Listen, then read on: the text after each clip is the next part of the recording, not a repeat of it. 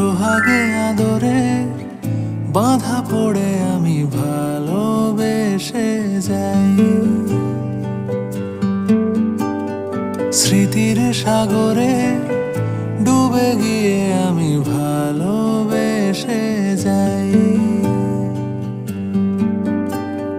ভ্রমণের শেষে ফিরে এসো তুমি আগের মতো।